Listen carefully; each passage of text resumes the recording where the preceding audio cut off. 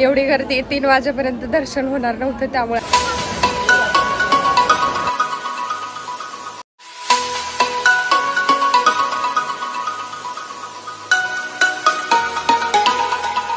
नमस्कार मंडळी, कसे आहात सगळे? मस्त आणि मजेत ना? तर मस्त आणि मजेतच असायला हवं आणि आम्ही एकदम निवांत आणि मस्त आहोत. तर नवरात्र सुरू आहे, तर त्यासाठीच आम्ही चतुर्शृंगीला जाणार आहे, जे की पुण्यात आहे आणि इथून जवळच आहे. तर तिकडेही आम्ही जाणार आहे आणि त्याआधी तुम्हाला थोडंफार काहीतरी शेअर करणार आहे घरातलंच, तेही. आणि संपूर्ण व्हिडिओ शेवटपर्यंत बघा. चला चालू करू. कुठे गेलेत पप्पा? गावाला. नवरात्र चालू आहे आणि म्हणजे आहोंना मोठा देवीचं दर्शन घ्यायचं होतं, तर ते गावाला गेले होते. आत्ता येणार आहेत ते आणि यांनी एवढी किरकिर लावली ना की कधी येणार आहेत. तर आत्ता येतीलच ते थोड्या वेळात. तर मग तुम्हाला दाखवते. आणि गावाकडून त्यांनी काय काय आणलंय ना हे तर तुम्हाला नक्कीच दाखवणार आहे. तर कधी येणार आहे पप्पा? चहा प्यायचा?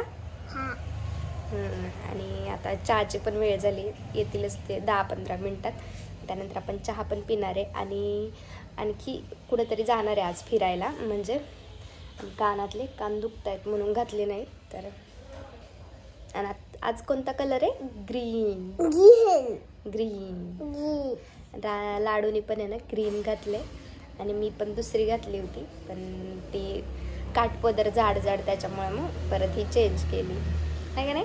पण आता फिरायला जाणारे, परत न्यू कपडे घालणारे. आहोंनी येताना गावाकडून काय काय आणलं हेच मी तुम्हाला दाखवणार आहे. जे काही सीझनचे फ्रूट असतात किंवा रानभाज्या असतात ते सगळं गावाकडून येतं, पण ती जी खाण्याची चव असते ना तर ते इकडच्या खाण्यामध्ये नसते. प्रत्येक भाजी इकडं मिळते किंवा फळसुद्धा मिळतं, पण जे गावाकडचं खाण्यात मजा आहे ना ती काही वेगळीच असते. तर इथं सीताफळं दिले होते. सध्या सीताफळांचा सीझन आहे, तर आम्हाला ऑलरेडी सर्द्या वगैरे आहेत, तर त्यामुळं म्हटलं की थोडे सीताफळं द्या म्हणून हे 4 सीताफळं दिले होते. त्यानंतर चिक्की होती, जी उपवासाला सुद्धा खातात कोण, पण आम्ही नाही खात, त्यामुळं मी तर नाही करणार, नंतर कधी भाजी करेल. आणि त्यानंतर होते वालाच्या शेंगा आणि खवा आणला होता, ज्याचे आपण गुलाबजाम करूच पुढं व्हिडिओमध्ये तुम्हाला मी दाखवेनच. आणि त्यानंतर ह्या गावरान भेंड्या आहेत. साध्या भेंड्या असतात ना तर त्यापेक्षा हे काटाळू असतात, पण खायला एकदम चविष्ट लागतात. आणि ह्या दिवाळी आणि दसऱ्याच्या या 1-2 महिन्यामध्येच मिळतात. या गावरान भेंड्यांची कढी भेंडी एकदम भारी होते, त्याची सुद्धा रेसिपी मी नक्की शेअर करेन. आणि त्यानंतर दिले होते आळूचे पानं. तर ह्या सीझनमध्ये आळूचे पानं भरपूर असतात, कारण पाऊस असतो. आणि तुम्ही बघू शकता एवढे सारे आळूचे पानं दिले होते ना, तर त्याची आपण आळूवडी किंवा इतर आम्ही साधे आळूचे पानं करतो ना ते सुद्धा करून दाखवेन मी तुम्हाला. त्यानंतर असं भरपूर सारं काय काय दिलं होतं. काय खायचं होतं? सीताफळ काय आणखी पिकलेलं नाही आणि याला आधीच सीताफळ खायचंय म्हणून नादी लावून आता पिरू खायला दिलाय. मला दे की. हा दे ना मला. हो आता मी देईन का? हे बघ, बाहेर जायचं होतं, त्यासाठी लवकर स्वयंपाक करून घेतला होता रात्रीचा. म्हणजे 7-8 वाजता लवकरच त्या जेवणामध्ये बनवलं होतं वांग्याची भाजी, बाजरीची भाकरी आणि देवांश पण आम्ही जे खातो ना तोच ते खातो, कारण तो तिखटसुद्धा खातो. आणि माझा नवरात्रीचा उपवास असल्यामुळे मी काय इकडं थोडासा नायलन चिवडा जो असतो ना तर तो घरीच तळला होता. ते गोड वगैरे मला नाही आवडत आणि आम्ही बाहेरचं खात पण नाही नवरात्रीमध्ये, त्यामुळे हे घरीच तळलेलं होतं. आता आम्ही जवळ आलोय चतुर्शृंगीच्या. 10-10:15 वाजलेत. म्हणतात की 12 वाजेपर्यंत चालू असतं, पण आता माहित नाही की चालू आहे की नाही. आता शेवटी गेल्यावरच कळणार आहे. आम्ही तर रात्री निघालोय म्हणजे गर्दी नसेल म्हणून. तर बघूयात आता काय होतंय. घरचं सगळं आवरलं, जेवण वगैरे करून निघालो.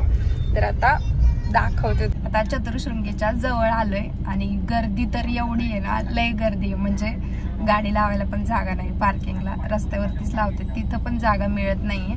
आता बघू, गाडी पार्किंग करू आणि त्यानंतर थोडंसं चालत जावं लागणार आहे. आणि समोर बघूयात आता किती वेळ लागेल. 15 मिनिट. आम्हाला झोप आली. आता दाखवते तुम्हाला की समोर काय होते ते. मी जिथे कुठे दर्शनाला जाते ना, तर अशी मला एक सवय आहे की मी ते व्हिडिओमध्ये त्या देवदर्शनाची किंवा तेथील देवाची थोडीशी माहिती सांगत असते. तेच मी तुम्हाला सांगणार आहे पुढे. एवढी गर्दी 3 वाजेपर्यंत दर्शन होणार नव्हतं, त्यामुळे आम्ही पास घेतलाय आणि चाललोय. आता बघू. हे दोघं तर फास्ट चालते, पण मला नाही चाललं होत बाबा. डायरेक्ट सरळच चढाई.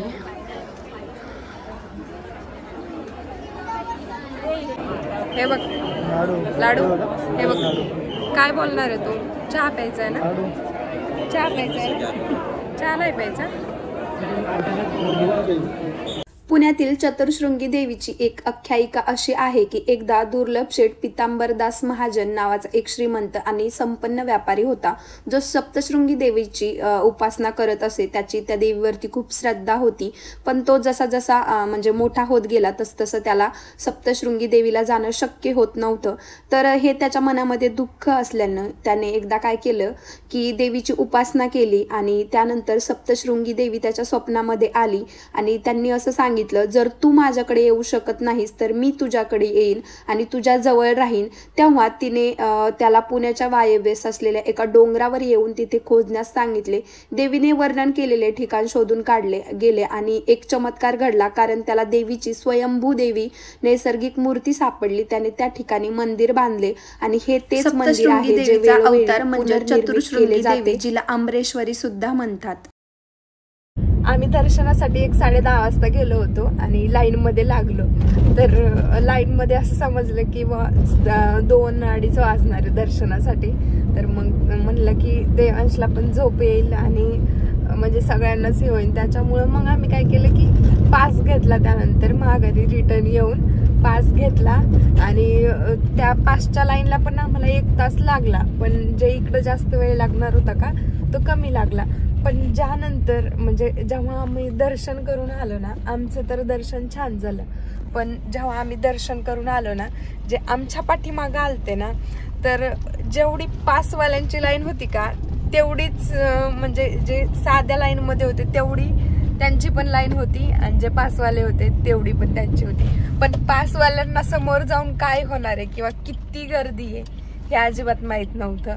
त्यामुळे ना म्हणजे पासवाले पैसे देऊन फसले आणि लवकर गेलं तर दर्शन होतंय. शनिवार रविवारी तर भरपूर गर्दी असणार आहे. त्या आधीच आमचं छान असं दर्शन झालेलं आहे आणि हा ब्लॉग मी आज इथंच एंड करते. देवांशला 1-2 वस्तू खेळण्यासाठी आणल्या, बाकी आम्ही काही खरेदी वगैरे नाही केली कारण रात्र झालेली आणि झोप तर येतेच. तो इकडं झोपलेला आहे आणि आता आम्ही घरी जाणार आहे. पहिलं झोप आलेली आहे, डोळे तर लाल झालेत पूर्ण.